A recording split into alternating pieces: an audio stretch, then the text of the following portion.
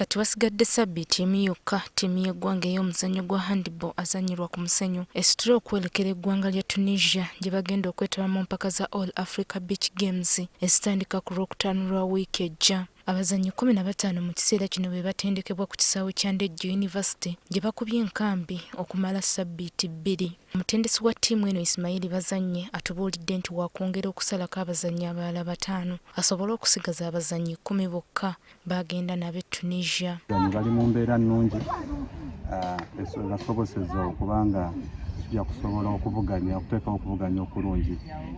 Ono alonze omuzannyi Scovia Lamuno owa Prisons nga kapiteeni wa ttiimu eno era nga wakumyukibwa Nasimu Mutesi owa Victoria University. Mukazi mulabira ddala nga mukulembeze ate asobola okulembera banne okulaba nga tutuuka mu buwanguzi.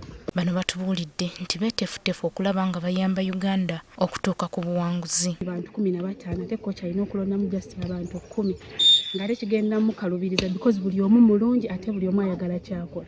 Ngenda kukola ekisoboka kyonna ne teammates oba bazannyi bannange tusobole okugiving out the best we tunaba tugenze e Tunisia tulabe nti tubeera ku teams ezinaba zikoze obulungi.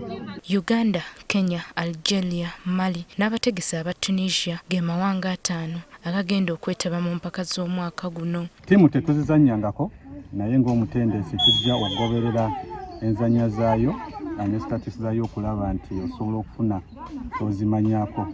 Era wenjogerera entegera ezo ttiimu ziri awo ttiimu ez'amaanyi naye nga tujja kusobola okulaba nga tuteekawo ekyafaayo eky'amaanyi nga ttiimu Uganda.